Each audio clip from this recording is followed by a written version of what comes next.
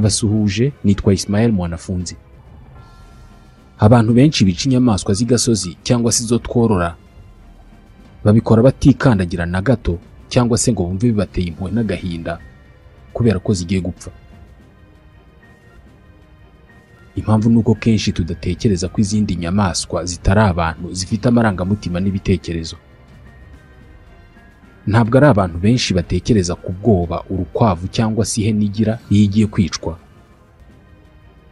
iyo yabuze umwana wayo, cyangwa se ibyishimo igira iyo irimo kubona akana kayo hafi yayo. Hari abantu bashobora kumva aya magambo mvuze bakumva ari ukugerageza gutwerereza inyamaswa imiterere y'abantu cyangwa se gushaka kuziha agaciro zidakwiye. Hari abantu bashobora kumva uvuga ko ihene n'inka zigira agahinda n'ibyishimo, bakumva bimeze nk'uko abana bibwira ko ibipupe bigira ibyishimo, ibitekerezo cyangwa se akababaro.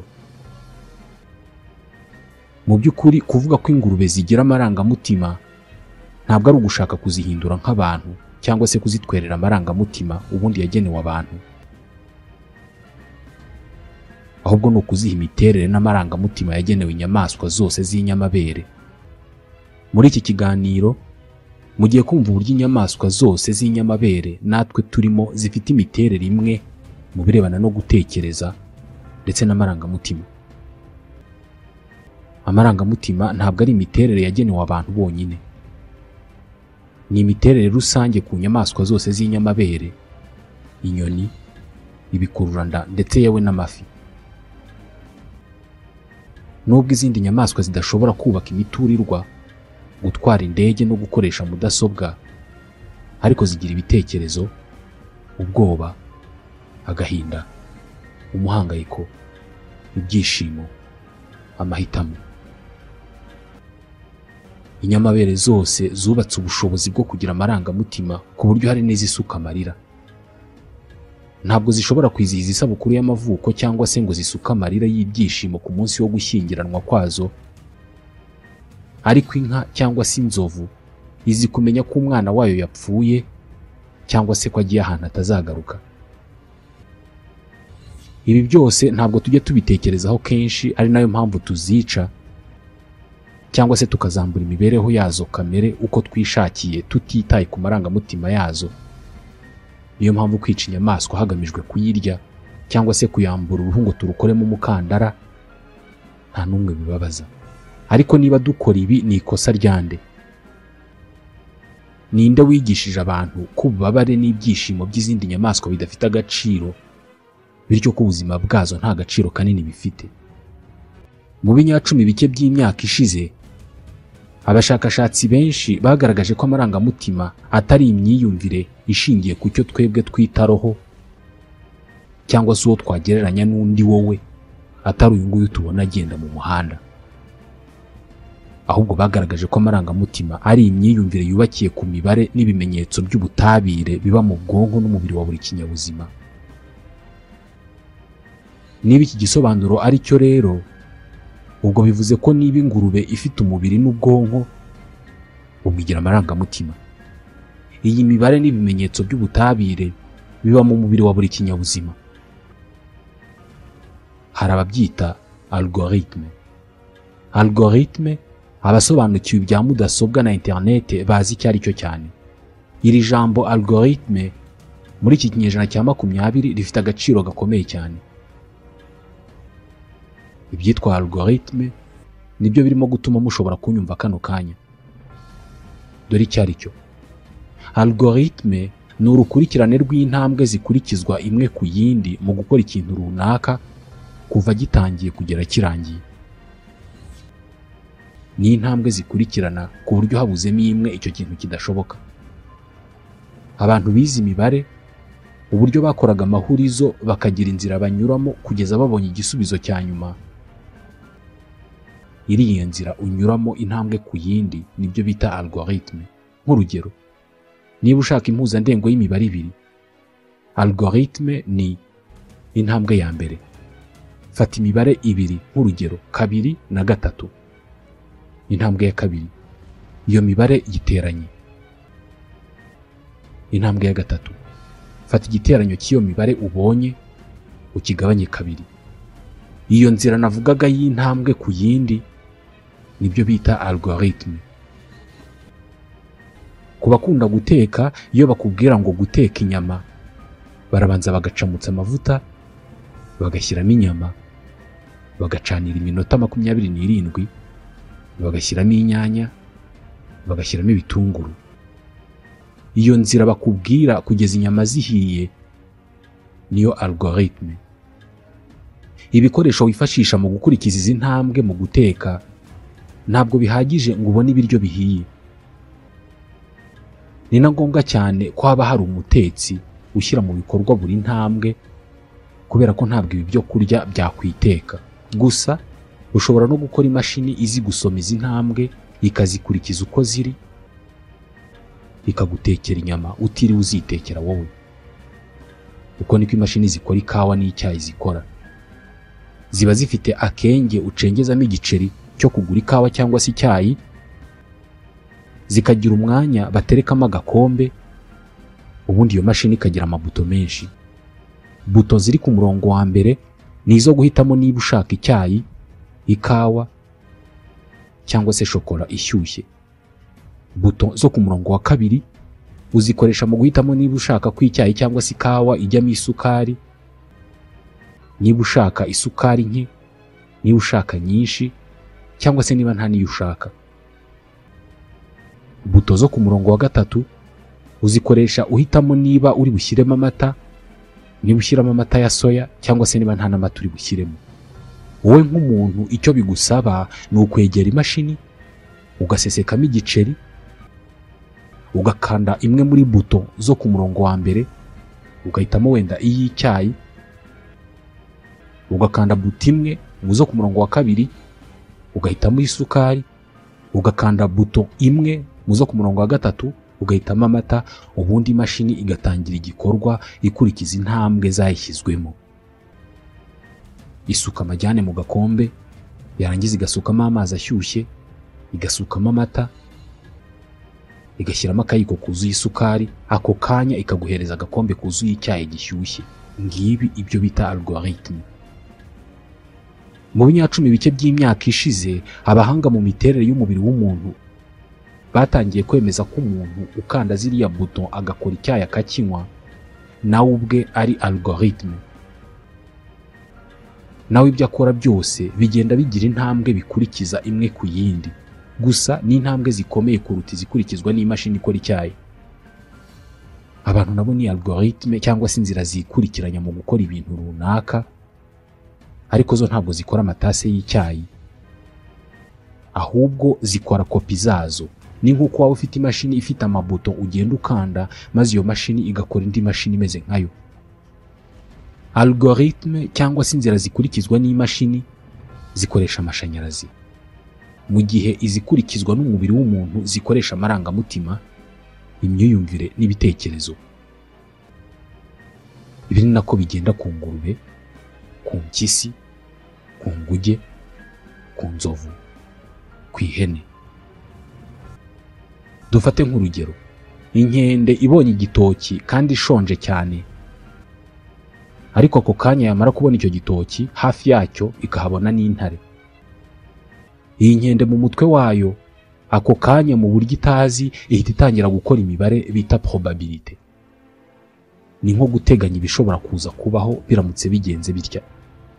Muri ako kanya, mu buryo itazi, iyo nkende ihita itangira gukora imibare myinshi mu mutwe wayo kandi ku muvuduko munini cyane.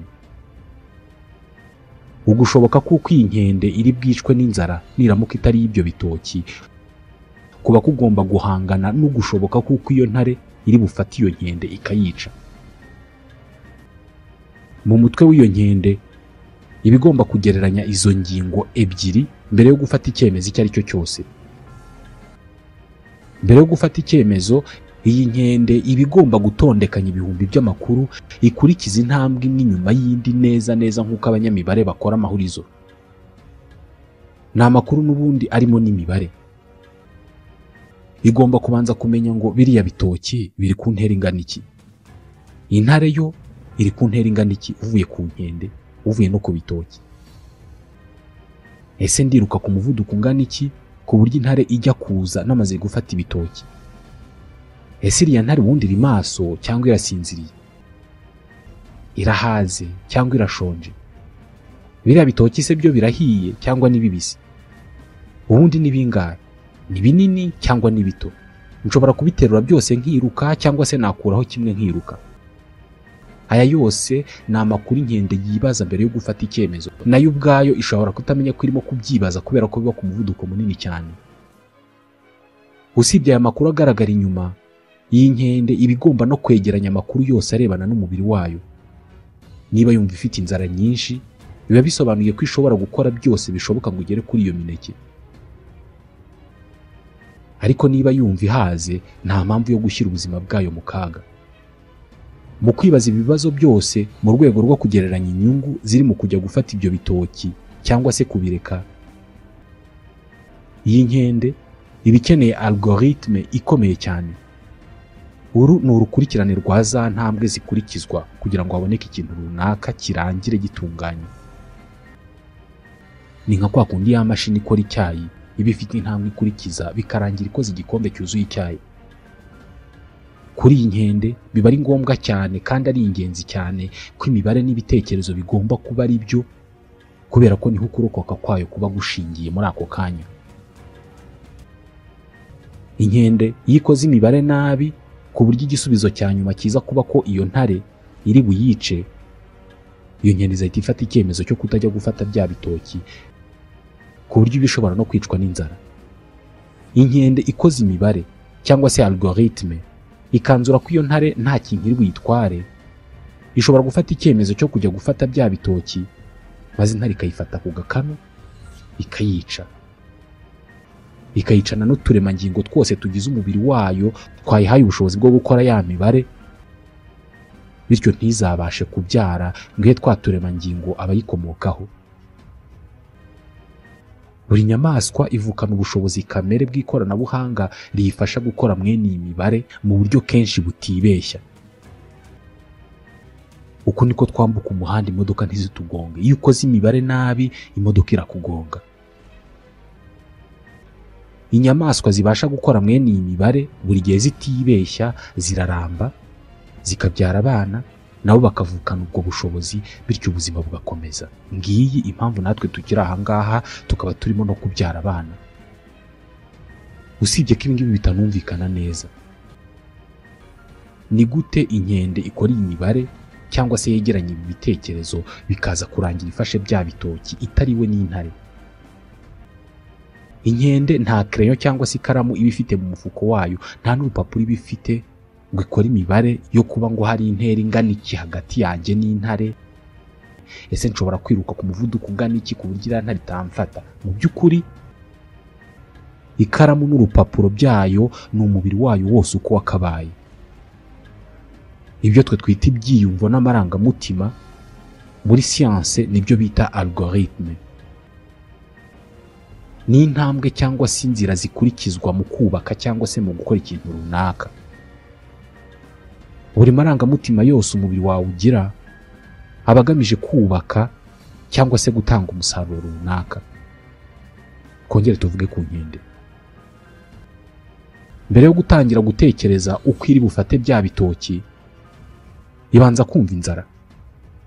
Iyo ibonye intare nyuma yo kubona ibitoki, kuri ya nzara hiyongeraho ubwoba ku buryo ishobora no gutengurwa. Icyarimwe igatangira no kumva amazi mu kanwa kubera ko ku rundi ruhande ibibona ibitoki. Mu gihe kitageze ku isegonda rimwe, umubiri wayo wuzura icyo wagereranya n'umuhengeri w'ibyiyumvo n'amarangamutima. Ibi byose niyo ya mibare twavugaga mu kanya. Iyi nkende ako kanya iziyumvamo ingufu zitagira ingano. Ubwoya bwayo buhaguruke, inyama zayo zizikomeza cyane zibe nk'urutare, agatuza kayo kabyimbe, umuvuduko wo guhumeka wiyongere, umubiri wiyegeranye nkaho yakwibwiye iti ndabizi neza nshobora kubikora, ndabizi neza ndaza kubigeraho, biriya bitoki ndabirya uko byagenda kose. Cyangwa se ku rundi ruhande ishobora kuzatahwa n'ubwoba butagira ingano,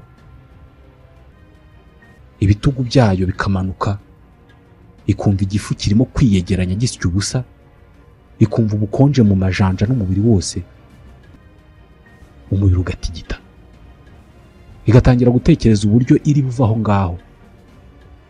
Birashoboka nanone ko ishobora gukora ya mibare twavugaga bikarangira itageze ku gisubizo cya nyuma, nk'umuntu ugerageza gukora ihurizo bikarangira atageze ku gisubizo cya nyuma. Mu isegonda rimwe ikumva ifite ubushobozi bwo kujya gufata bya bitoki, mu rindi ikumva ni nko kwiyahura, ni nkaho yakavuze iti ndiyizeye biriya bitoki ndabirya, ariko se nanone iriya ntare ko iri maso. Inyamaswa zose zibaho natwe turimo, kugira ngo zishobore kugera ku ntego nyamukuru izibesheje hano ku isi, ariyo yo guhereza uturemangingo twazo izi zikomokaho, bityo zigakomeza kororoka, ni ukuvuga mu magambo make ariyo yo kubyara. Ntabwo bihagije kugira ubushobozi bwo kurokoka ibyago byuzuye muri iyi si gusa, ni na ngombwa cyane gukemura ibibazo birebana n'imyororokere. Ibi nabyo bisaba ko imibiri yazo isa n'isubiza ibibazo bidatandukanye cyane n'uburyo zikoresha kugira ngo zishobore kurokoka cyangwa se gucika ibizazane biri kuri iyi si. Kororoka twebwe tubyumva nko guhuza ibitsina hagati y'umugore n'umugabo mu gihe cy'uburumbuke, bikaba birahagije mukabyara umwana, ubwo kororoka bikaba birabaye. Gusa bigoye kurusha ibi. Isi yashyize mu nyamaswa ubushobozi bwo gukunda no kwanga, kandi buri kimwe muri ibi kibaho binyuze muri algorithme, cyangwa se mu buryo bw'imibare n'amahurizo akurikiranye rimwe inyuma y'irindi, kugera bigeze ku mwanzuro wo gukunda cyangwa se kwanga. Mu birebana no kororoka, iyi ni imibare. Ibi ntabwo biba ku zindi nyamaswa gusa, natwe nuko. Nko ku bantu ntabwo tubitekerezaho kenshi, ariko ubwiza bwo kwisura n'ikimero ni ikimenyetso cy'uko uwo muntu yabyara abana beza. Iyo umugore abonye umugabo akibwira muri we ati mbega umugabo mwiza, cyangwa se isekurume y'ihene ibonye ishashi ikabona ni ihene nziza cyane, mu mubiri wose w'iyo hene kimwe no mu mubiri wose w'uyu muntu haba haberamo ibikorwa bidatandukanye cyane na bya bindi biba mu mashini ikora icyayi, cyangwa se bya bindi byabaye mu mubiri w'inkende yabonye intare n'imineke. Urumuri rukubita ku mubiri w'ishashi rukagaruka rugakubita mu mboni z'amaso y'isekurume, ibimenyetso byinshi bigizwe n'imibare n'ibitekerezo byiruka umubiri w'iyo sekurume, byose biba bigamije gutanga umusaruro umwe. Birashoboka kwihuza hagati yacu tukororoka. Mu by'igihumbi bike by'isegonda rimwe mu mubiri w'iyo hene haba habayemo ibikorwa bitabarika byerekeza ku gusubiza ikibazo kirebana no kuba iyo hene ari nziza cyangwa se niba ari mbi. Iyo umwanzuro ubaye ko ari nziza, biba bisobanuye ko ifite uturemangingo twiza. Mu buryo nayo idatekerezaho, umubiri wayo uba urimo kuyibwira uti uramutse uhuje igitsina nayo mwabyara abana beza bafite uturemangingo tw'umubiri twiza cyane. Ibi ni nabyo biba mu mubiri w'umusore ubona umukobwa akamurangarira, cyangwa se umukobwa ubona umuhungu akamurangarira. Birumvikana ibi byose biba birimo kuba muri uyu mubiri w'iyi hene cyangwa se uyu muntu, ntabwo bizagaragarira mu magambo cyangwa se mu mibare, ahubwo bizagaragarira mu mihindagurikire y'umubiri. Uwo muntu imboni ze zizaba nini, areba ubudahumbya, nibiba ngombwa ko avugana n'uwo yifuza azabikora asa n'ubangamiwe. Bitewe n'uko iyi mikorere y'umubiri ari igenzura ubuzima bw'inyamabere zose ndetse n'inyoni n'ibikururanda namwe mu mafi, ibiba mu bwonko bw'izi nyamaswa zose iyo zisanze imbere y'ikintu runaka, byose bijya kuba bimwe, kandi imikorere y'ubwonko bw'izi nyamaswa zose ifite aho ihuriye. Birashoboka cyane ko ibiba mu bwonko bw'inka iyo igize ubwoba ari nabyo biba mu bwonko bw'umuntu iyo agize ubwoba. Birashoboka cyane ko ibiba mu bwonko bw'ingurube iyo yakunze bidatandukanye cyane n'ibiba mu bwonko bw'umwana w'umuntu iyo yakunze. Ibi ntabwo bishaka kuvuga ko izi nyamaswa zose n'abantu ari kimwe, cyangwa se ko wabashyira ku rwego rumwe. Oya, hari irindi tandukaniro rinini riri hagati yazo. Nk'ingurube cyangwa se inka zirasa n'izitazi ubuntu, impuhwe, urukundo cyangwa se urwango ruba mu bantu. Nubwo izi nyamaswa zishobora kwishima cyangwa se zifite ubushobozi bwo kumva amarangamutima y'ibyishimo muri zo mu buryo bumwe cyangwa ubundi, ariko ibizishimisha bitandukanye n'ibishimisha abantu. Ntabwo ingurube ishobora kwishima kubera ko yubuye amaso ikabona ikirere cyuzuye inyenyeri, cyangwa se ngo ishimishwe n'igihangano cya Leonardo da Vinci. Gusa nanone ishobora gushimishwa n'umuziki.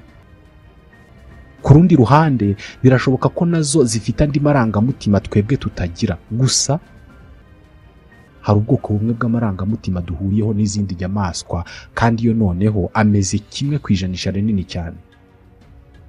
Isano iba hagati y'umubyeyi w'umumama n'umwana we muto. Aya ni amarangamutima inyamabere zose zihuriyeho. Iyi sano ni nayo yavuyeho izina inyamabere, mammifère mu gifaransa. Izina mammifère ubwaryo riva ku kilatini mama.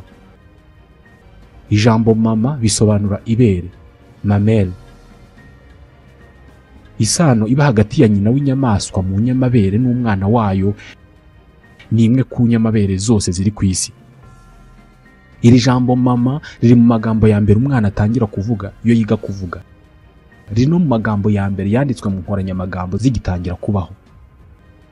Mu 1680 ubwo handikwaga inkoranyamagambo François de Pierre Richelet, iri jambo riri mu yanditswe mbere. Abamama bose mu nyamaswa z'inyamabere bakunda abana babo mu gihe bakiri bato ku buryo banabareka bakabonka. Abana bato b'inyamabere nabo bagaragaza urukundo n'ubushake butagira ingano bwo guhora hafi ya ba nyina igihe icyo ari cyo cyose. Ibibwana by'imbwa, inyana, abana b'ingurube n'ab'izindi nyamabere iyo bagize ibyago byo kutabana na ba nyina mu gihe bakiri bato cyane, baba bafite ibyago byinshi byo kutabaho igihe kirekire.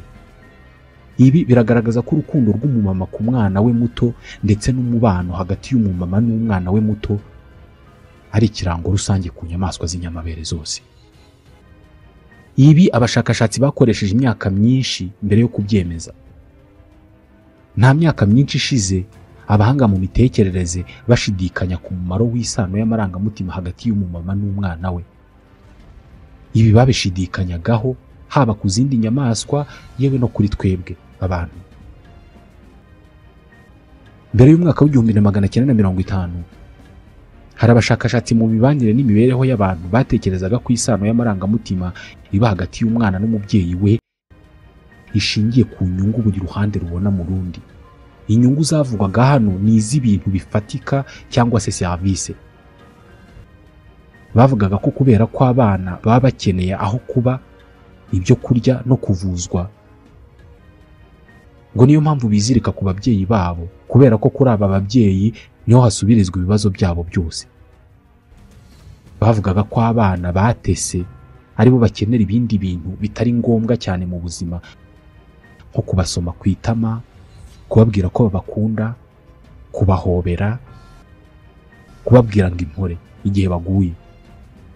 Bavugaga ko hari abana benshi ku isi batabona ibi ngibi kandi ntibibabuza kubaho. Umwe mu bashakashatsi bakwirakwije ibi bitekerezo mu 1920 yitwaga John Watson. Yari umunyamerika. Umva inama yagiraga ababyeyi: nimuzigere muhobera abana banyu ngo mubafate mu maboko mubereka ko mudashaka gutandukana nabo. Ntimukabasome, ntimukabakikire. Nibiba ngombwa cyane mujye mubasoma ku gahanga igihe babasezeraho bagiye kuryama. Mu gitondo mujye mubasuhuza mubahereza umukono. Muri iki gihe hari ikinyamakuru cyari kizwi cyane cyitwaga Infant Care. Cyasobanuraga ko ibanga ryiza mu kurera ari ugukora ku buryo abana babona ibyo bakeneye by'ibanze kugira ngo babeho, nk'ibiryo, imiti, aho kuba. Ariko ibi ngibi bigakorwa hakurikijwe ingengabihe ihoraho idahindagurika. Hari inkuru banditse mu 1929 aho basobanuriraga ababyeyi bati: umwana nagusaba ibyo kurya kandi isaha mwagennye yo kurya itaragera kandi n'ibiryo bitaraboneka, ntuzigere umukoraho cyangwa ngo umuhobere, cyangwa ngo ugire ikindi kintu cyose ukora kigaragaza kumwinginga ngo kugira ngo arekere aho kurira. uzamurekerire kuko kurira ntacyo bizamutwara nubwo yaba akiri uruhinja. Byategereje imyaka y'1950 n'1960 kugira ngo abashakashatsi mu mibereho y'abantu bemeranye kukureka aya mahame yuzuyemo kutita ku bana no gukonja k'umubano hagati y'ababyeyi n'abana. Uyu munsi ushatse wavuga ko yari yuzuyemo uburangare. Iki gihe nibwo batangiye kumenya ko amarangamutima n'umubano wihariye hagati y'umwana n'umubyeyi ari ingenzi cyane ku mibereho ya bombi. Mu ruhererekane rw'amagerageza ababaje yakozwe kuri iyi ngingo, umuhanga mu mitekerereze Henri Arlo yafashe abana b'inguge bakivuka abatandukanya na ba nyina, abajyana ahantu baba bonyine mu tuzu yubatse. Nyuma yabahitishijemo ikibumbano gifite icupa ry'amata n'igipupe cy'inguge y'ingore kinepa cyane ariko cyo kidafite amata. Aba bana b'inguge bose bizirikaga kuri icyo gipupe cy'inguge y'ingore kidafite amata, bakirengagiza cya kibumbano kindi ariko cyo gifite amata. Bahisemo igisa na nyina, kinoroshye nka nyina bakoragaho bakumva cyoroshye nk'umubiri w'inguge. Aba bana b'inguge bari bazi ikintu John Watson n'impuguke zandikaga muri Infant Care batumvaga. Bari bazi umumaro w'umubano ushingiye ku marangamutima hagati y'umwana na nyina. Inyamaswa z'inyamabere ntabwo zikeneye ibyo kurya gusa kugira ngo zibeho, zinakeneye isano y'amarangamutima. Amamiliyoni y'imyaka izi nyamaswa zimaze zibayeho yazishyizemo icyifuzo gikomeye cyo kwizirika ku mubyeyi w'umumama. Aya mamiliyoni y'imyaka yanazishyizemo ko zigomba gukururwa n'ibikinisho byoroshye binepa aho gukururwa n'ibibumbano bikomeye bikonje nk'amabuye.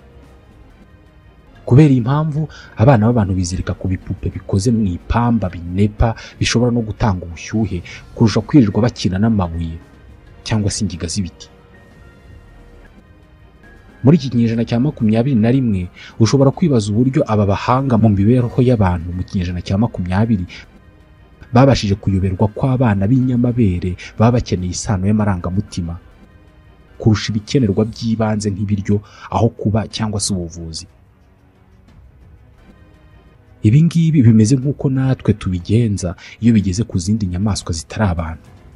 Nk'uko John Watson n'inzobere zandikaga muri Infant Care batekerezaga ko abana b'abantu bakeneye iby'ingenzi bituma badapfa, badakeneye ibyo twebwe twita care cyangwa se kwitabwaho mu buryo bw'amarangamutima.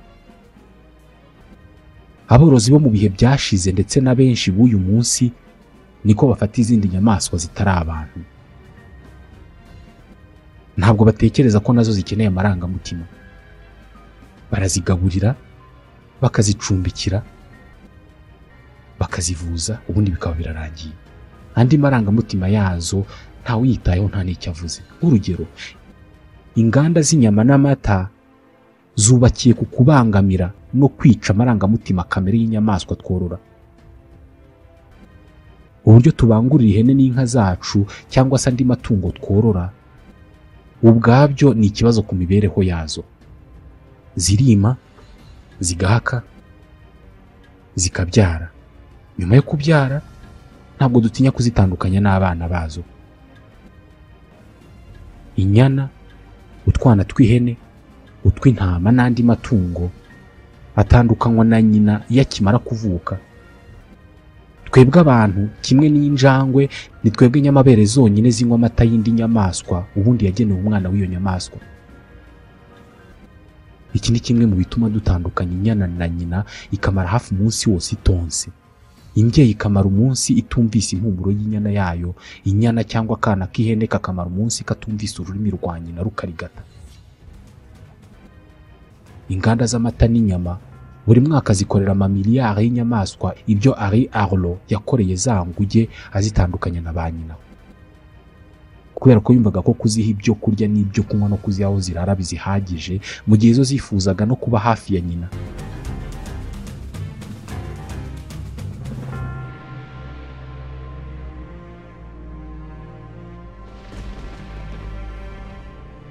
Niba umwana w'umuntu akenera kuba hafi ya nyina kubera ko iyo amarangamutima ashingiye ku isano bafitanye adahagijwe bimugiraho ingaruka, ntawe utekereza ko n'izindi nyamaswa ibi zibikeneye. Niba uyu munsi bamwe mu borozi baramaze kumenya ko amatungo yabo akenera guhaza amarangamutima yayo, bityo rimwe na rimwe bakavugiriza umuziki ingurube n'inka zabo, umubare munini w'aborozi bazi ko amatungo yabo iyo yariye, akanywa, agahabwa aho kuba, akavuzwa, ibyo bihagije. Inkomoko yo kudaha agaciro ubuzima bw'inyamaswa cyane cyane izo tworora ifitanye isano n'inkomoko y'iyobokamana. Iyobokamana rikiza, amatungo abantu borora yari afite agaciro gakomeye mu myemerere. Amadini yizera Imana cyaduka yabwiye abantu ko ari ibiremwa by'imbere y'ibindi byose, bakagira ububasha ku zindi nyamaswa zose zisigaye. Ndetse n'Imana yababwiye ko nibakora ibyaha izabarimburana n'amatungo yabo, kabone n'ubwo ayo matungo atakoze ibyo byaha bahanirwa. Aya matungo yahawe umwanya ukomeye cyane mu myemerere, ku buryo ushaka gushimisha Imana agomba kwica itungo akaritura iyo Mana. Umwana w'Imana nawe ubwe kenshi yagaragajwe mu isura y'itungo, intama. Tuzabivugaho mu kiganiro cy'ubutaha.